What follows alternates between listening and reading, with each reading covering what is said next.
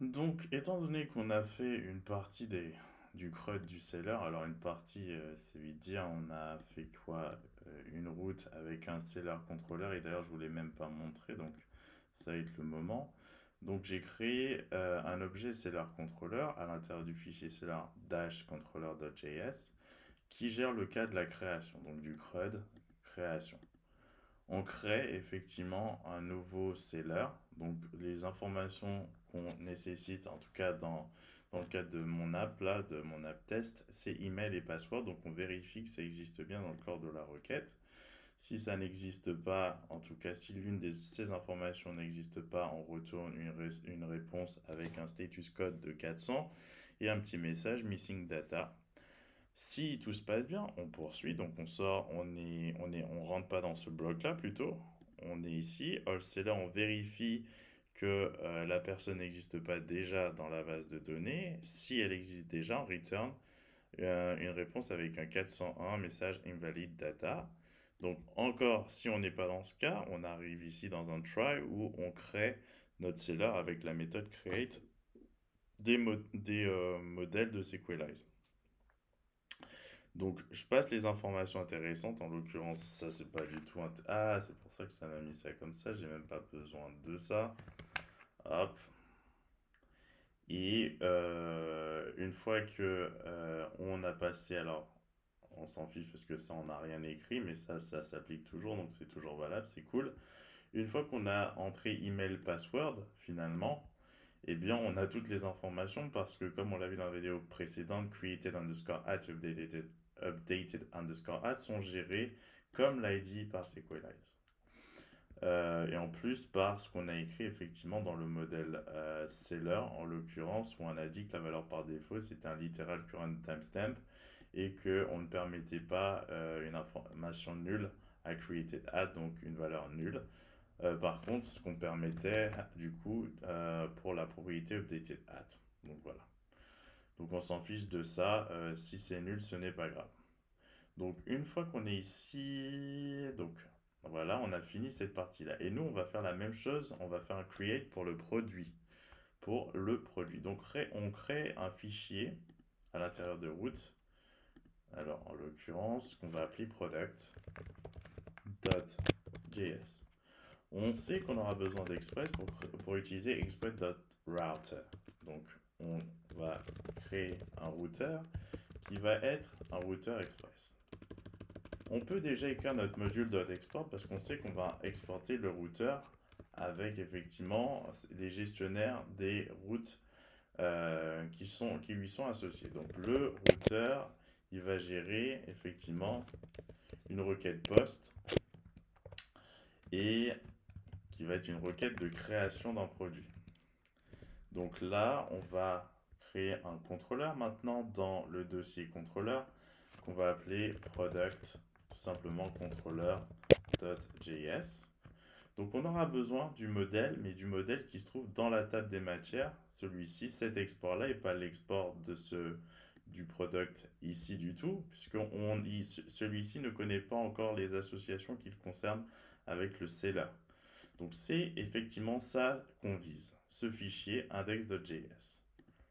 Donc c'est parti. Donc const, en l'occurrence, on requiert product require et puis on met directement notre dossier modèle sans plus d'informations parce qu'on sait que si on ne précise pas le fichier qui est recherché à l'intérieur du dossier modèle, ce sera nécessairement le index.js. Donc ça c'est fait. Hop. Ensuite, on crée, comme pour le seller controller, on crée un product controller qui est un objet. Et on peut déjà préparer le export default product controller. On crée donc la méthode create qui est un middleware de function en l'occurrence. Et on va vouloir récupérer des informations concernant le produit. Donc si on regarde notre modèle, effectivement notre modèle, on voit effectivement que produit, il a une description qui est obligatoire, un prix qui est obligatoire, un integer, euh, un seller ID qui est un integer également, et created_add qui est déjà géré, updated qui est facultatif. Donc en fait, les trois informations obligatoires, c'est description, price et seller. Donc normalement, si on déstructure le corps de la requête, donc en l'occurrence rec.body, eh bien on doit avoir ces informations description, price et seller ID.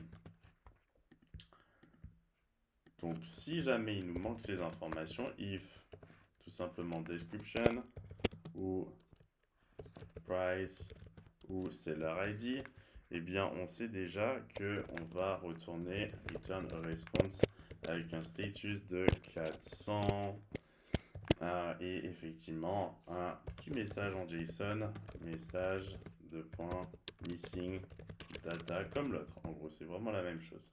Donc ça nous aide à revoir ces petites choses. Ensuite, si tout se passe bien, on va effectivement ajouter ce produit, puisque là, on n'a pas besoin de vérifier qu'il est déjà dans la base de données.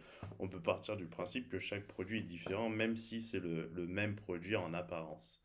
Donc ça, c'est bon. Donc si tout se passe bien, on va l'ajouter. Donc on va mettre ça sous forme de try-catch, parce que finalement, on joue avec de l'asynchrone, try-catch, on cache l'erreur, et s'il y a une erreur, on console log trace, par exemple, de l'erreur. Le truc, c'est que si on fonctionne avec de l'asynchrone, on doit rendre notre middleware asynchrone lui-même. Donc await, on va mettre un const new product est égal à await product dot create, et en l'occurrence on met tout ce que, donc on met description, en l'occurrence description, on n'a même pas besoin de mettre description de point description, on est en ES6 et en price et en seller ID. Voilà, on a toutes les informations qui sont nécessaires pour créer le nouveau produit. Donc ça c'est fait. On a le nouveau produit. Ensuite on envoie un petit rest.status 201 avec le produit qui a été créé, new product, tout simplement. Donc on va tout de suite effectivement tester si ça fonctionne. Donc, quand je vous dis tester, ce n'est pas nécessairement un test-driven développement, c'est-à-dire que vous écrivez un petit fichier product post.rest. Ensuite, vous savez que c'est une requête post que vous allez faire. Vous visez une URL particulière, alors http localhost 2.3000 appli products create. Hop, vous savez que le content type, le content type, c'est application.json, et vous allez mettre les informations qui sont nécessaires à la création, effectivement. Donc là, on a besoin d'un seller ID, donc en fait, on n'a rien dans notre base de données, donc ça c'est un peu gênant. On va essayer d'en créer un.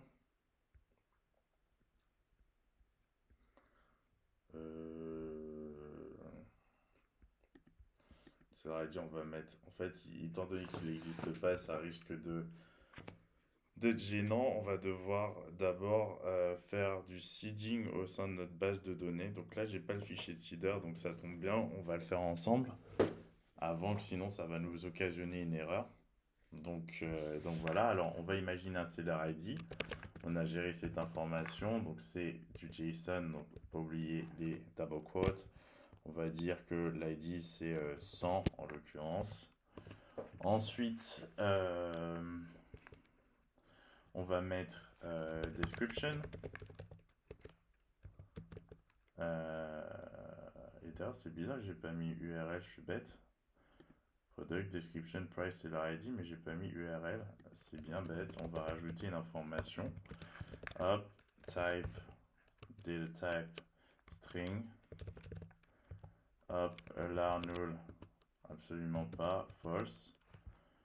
Hop, donc ça c'est fait. Donc on a rajouté quelque chose à notre modèle, ce qui veut dire que heureusement que le testing on l'a pas fait. Sinon il y aura un petit problème. Donc on va mettre une description potentielle. je sais pas ce qu'on pourrait rechercher exactement. Donc, hop, hop, hop. Là, on va mettre... alors, attendez 2 secondes. On va plutôt... Hop, et là, on va mettre Pixabay. Hop, Pixabay, Pixabay. Hop, on va trouver une petite image art. J'utilise toujours la même. Celle-ci est bien. Voilà, celle-ci que j'aime bien. On va faire un copier l'adresse de l'image. Donc maintenant, on a quelque chose. On va ici, URL, on CTRL V. C'est fait. Description. Une femme pensante. Hop, virgule. Virgule, on va mettre un price. On va mettre 1000, je sais pas, 1000 euros par exemple. Donc là, on a déjà préparé. Le problème, c'est qu'on n'a pas lié effectivement notre contrôleur, et en tout cas notre méthode create du product controller à notre route create. Donc, qu'est-ce qu'on va faire? C'est qu'on va importer product controller est égal à require. Hop. Alors. Ah, j'ai mal écrit require, c'est pour ça qu'il n'y a pas d'autocomplétion. Controller, product controller, et ensuite product controller create, et c'est bon, on peut checker un peu. Hop, hop, on regarde la définition où elle se trouve, c'est nickel. Donc ça, c'est lié effectivement à notre verbe post, à cette route-là, /create, mais on n'a pas encore mis ça aussi dans notre app.js, puisqu'on a géré que les routes, effectivement, qui concernent le seller, alors qu'on vient de faire une route qui concerne le product. Donc, product route est égal à require route product, et là, on va mettre product route. Donc, ça, c'est fait. La API dash product, parce que c'est ce qu'on a mis effectivement dans notre testing là. API /product/create, donc ça correspond effectivement si on suit le chemin. Donc on a ça, ensuite on accède à ça. Donc on a bien cette route là qui est gérée par ce gestionnaire create. Donc c'est nickel, c'est très bien, on a tout, on peut tester. Le problème c'est qu'on n'a rien dans notre base de données, donc ça risque pas de considérer que ce qu'on veut faire est légal. Donc, ce qu'on va faire, c'est un fichier de seeding. Et ça va être plutôt cool parce qu'on va utiliser Sequelize CLI pour réaliser effectivement tout ça. Donc, ça va être plutôt facile. J'ai déjà fait une vidéo dessus, mais pas dans ce cadre-là. Donc, c'est pas grave. On va refaire effectivement tout cela. Donc, vous avez besoin d'installer donc npm install --save -dave et Sequelize -CLI, tout simplement. Donc vous installez ça. C'est le CLI, donc vous l'avez installé en dev dependencies dans votre package JSON. Vous pouvez même checker. Sequelize CLI est là. Maintenant, vous allez faire un init, mais ça va vous marquer un message d'erreur parce que j'ai déjà un dossier modèle. Donc c'est pas grave. Donc on va faire npx Sequelize CLI init. Donc ça vous dit effectivement que y a un modèle effectivement qui existe déjà. Ça vous a juste mis un dossier contrôleur que vous modifiez parce qu'en fait les informations ne sont pas les bonnes. Donc vous mettez username, en l'occurrence pour moi c'était Postgre ou Boris, alors je vais juste vérifier. Username Boris Rose, password user chimère, ok. Alors, je mets Boris Rose, password Boris Rose, database chimère. hop, et là surtout pas, PostgreSQL. Et là, je fais juste un petit CTRL-C, CTRL-V, parce qu'en fait, c'est toujours la même chose, et j'ai pas de situation de testing, c'est pas grave. Donc voilà, donc on a mis les bonnes informations, hein. Username, password, Boris Rose, je vérifie juste, oui c'est très bien, Chimère, database, donc ça c'est fait. Donc normalement ça aurait dû vous installer effectivement un dossier modèle, mais vu que je l'ai déjà installé, ça a arrêté le processus, c'est pour ça que vous avez l'impression qu'il y a une erreur, et il y en a une. Mais on va pas effectivement écrire par-dessus ça, c'est très bien. Donc on va juste nous-mêmes faire le dossier seeders qui devait être fait. Et le dossier, alors c'est pas l'intérieur, et le dossier, pardon, migrations. Migrations. Donc ça c'est fait. Maintenant qu'on a effectivement tout ceci, on va pouvoir utiliser encore un petit truc qui nous permet de créer finalement un dossier de seeding, ou plutôt créer un dossier préfet.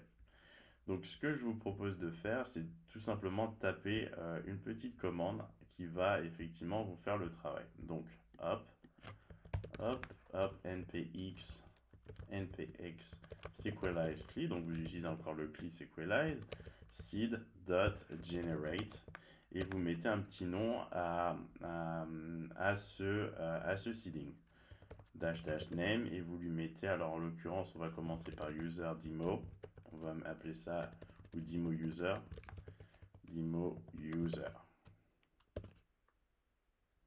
donc c'est fait. Ça c'est installé directement dans Seeder, ça a reconnu l'existence du dossier, ça s'est installé dedans. Donc à l'intérieur de ça vous avez déjà la structure que vous allez utiliser, juste que moi je vais utiliser Faker, donc en l'occurrence je l'ai déjà installé en dev dependency pour fabriquer des données aléatoires et qui correspondent à potentiellement quelque chose qui pourrait exister. Donc, je vais me remettre sur mon dossier de seeding concernant, alors je l'ai appelé demo user, en fait j'ai fait une erreur, je vais le supprimer. Hop, c'est pas ça que j'aurais dû l'appeler, je vais l'appeler demo seller. Demo seller. Voilà. Et donc, le truc, c'est que je vais devoir importer const faker de la librairie faker.js est égal à require at faker hop, donc ça c'est bien. Je vais devoir utiliser bcrypt, comme ça va me fabriquer des petits mots de passe en toute souplesse. J'ai déjà importé cette librairie de hachage, bcrypt est là en dependency, j'aurais dû mettre ça en dev dependency mais c'est pas grave. Donc hop, non c'est pas une dev dependency donc c'est parfait.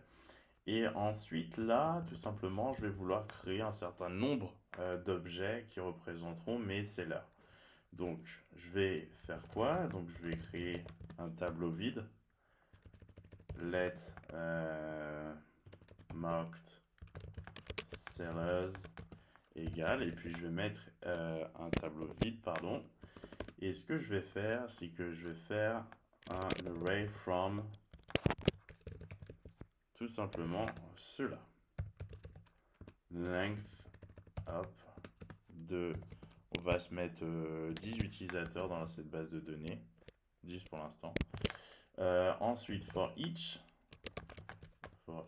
alors, j'ai fait une petite gaffe, for each élément, eh bien, je veux que tu me pousses dans mocked sellers, tu me pushes effectivement des objets. Et le truc qui va être intéressant, c'est que les objets, on va les faire commencer.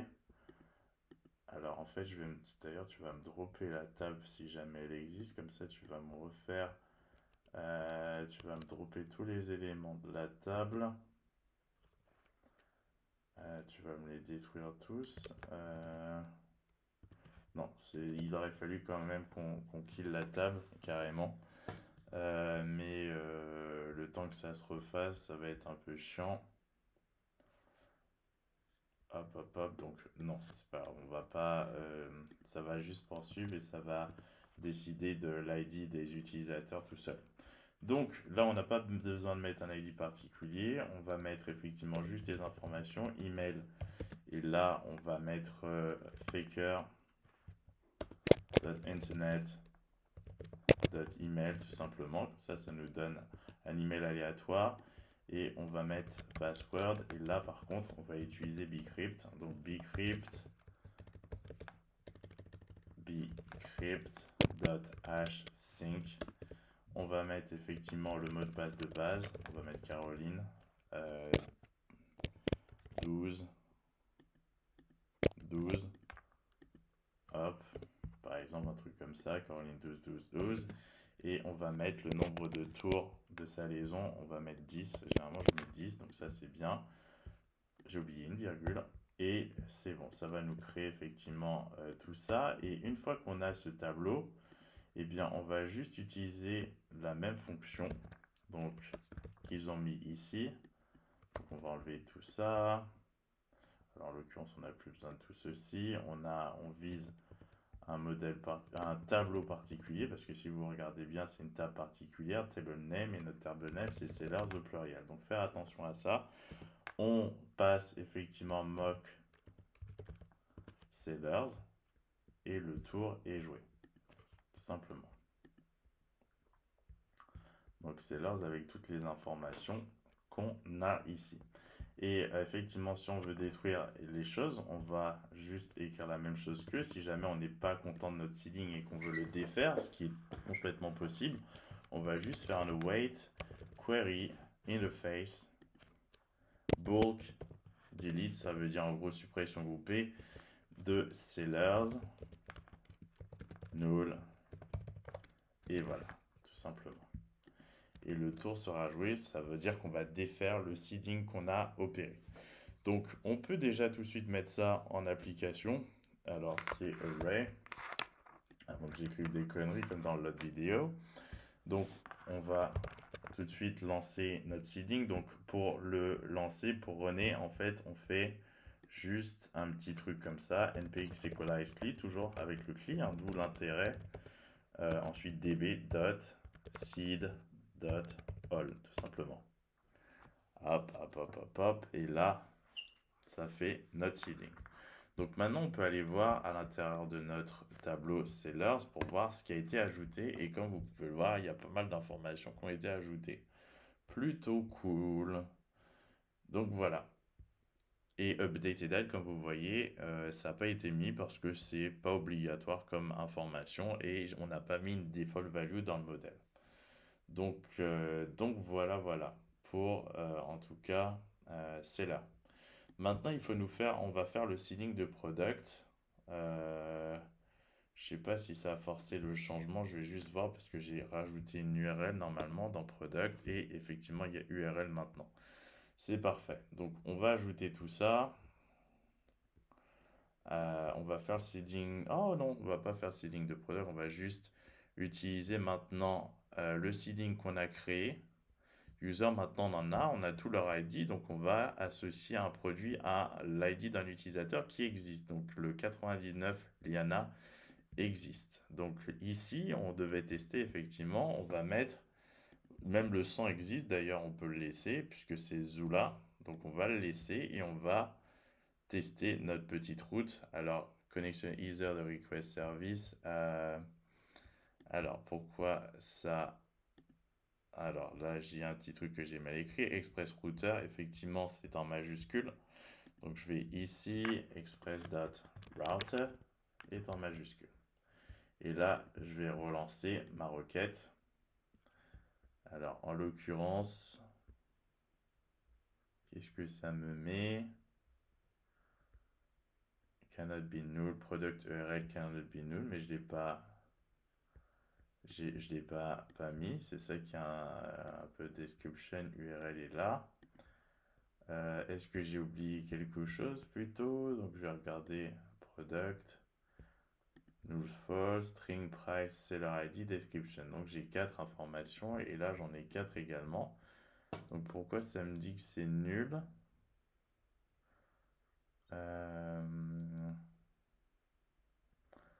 Not null, violation, product, cannot be null. Mais il n'est pas nul. il y est. Donc c'est intéressant ça. Alors, j'ai relancé mon serveur. Ok, ok, je vais juste checker un peu alter product, alter product, alter product, alter colon, set null product, seller ID created at, updated at, URL, products, alter colon, type varchar 2000, colon set not null, donc c'est bien, donc c'est là, donc c'est quoi le souci? Alors ça me dit quoi? URL cannot be null, mais c'est pas nul, je comprends pas. Alors, est-ce que... Ah, je comprends. C'est parce qu'en gros, ça c'est bien, mais on va juste vérifier ce qui se passe dans notre contrôleur, en l'occurrence. Et effectivement, on s'intéresse pas à